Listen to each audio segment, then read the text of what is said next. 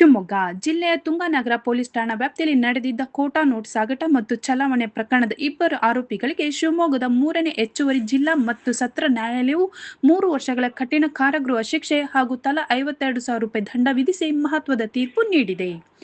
7 February 2018ರಂದು Tipu ನಗರದ ನಿವಾಸಿಗಳ ಅಮ್ಜದ್ ಪಾಷಾ 39 ವರ್ಷ ಮತ್ತು ಮೌಸಿನ್ ಖಾನ್ 33 ವರ್ಷ ಬೈಕ್ನಲ್ಲಿ ಖೋಟಾ ನೋಟುಗಳನ್ನು ಸಾಗಿಸುತ್ತಿದ್ದಾಗ ಅಂದಿನ ಪೊಲೀಸ್ ನಿರೀಕ್ಷಕ ಆರ್.ವಿ. ಗಂಗಾಧರಪ್ಪ ಮತ್ತು ಸಿಬ್ಬಂದಿ ಗೋಪಾಳ ಬಸ್ ನಿಲ್ದಾಣದ ಬಳಿ ದಾಳಿ ನಡೆಸಿ ಬಂಧಿಸಿದರು. ಆರೋಪಿಗಳಿಂದ ತಲಾ ₹500 ಮುಖಬೆಲೆಯ ಒಟ್ಟು 262 ಖೋಟಾ ನೋಟುಗಳನ್ನು ವಶಪಡಿಸಿಕೊಳ್ಳಲಾಗಿತ್ತು. ತನಿಖೆಯ ವೇಳೆ ಇವರು ಪಶ್ಚಿಮ ಬಂಗಾಳದಿಂದ ಕಡಿಮೆ ದರಕ್ಕೆ ಖೋಟಾ ನೋಟುಗಳನ್ನು ತಂದು ಶಿವಮೊಗ್ಗ, ಭದ್ರಾವತಿ ಸೇರಿದಂತೆ ವಿವಿಧೆಡೆ ಚಲಾವಣೆ ಮಾಡುತ್ತಿರುವುದು ಬೆಳಕಿಗೆ ಬಂದಿತ್ತು. ಪ್ರಕರಣದ ತನಿಖೆ ನಡೆಸಿದ ಅಂದಿನ ಡಿಸಿಐಬಿ ಪಿಐ ಆರ್.ವಿ. ಗಂಗಾಧರಪ್ಪ ನ್ಯಾಯಾಲಯಕ್ಕೆ ದೋಷಾರೋಪಣೆ ಪಟ್ಟಿ ಸಲ್ಲಿಸಿದರು. ಆರೋಪಿಗಳ ಮೇಲಿನ ಅಪರಾಧ ಸಾಬೀತಾದ ಹಿನ್ನೆಲೆಯಲ್ಲಿ ನ್ಯಾಯಾಧೀಶರಾದ ಯಶವಂತ್ ಕುಮಾರ್ ಅವರು ಆರೋಪಿಗಳಿಗೆ 3 ವರ್ಷಗಳ ಕಠಿಣ ಜೈಲು ಶಿಕ್ಷೆ ಹಾಗೂ ₹52,000 ದಂಡ ವಿಧಿಸಿ ಆದೇಶ ಹೊರಡಿಸಿದ್ದಾರೆ.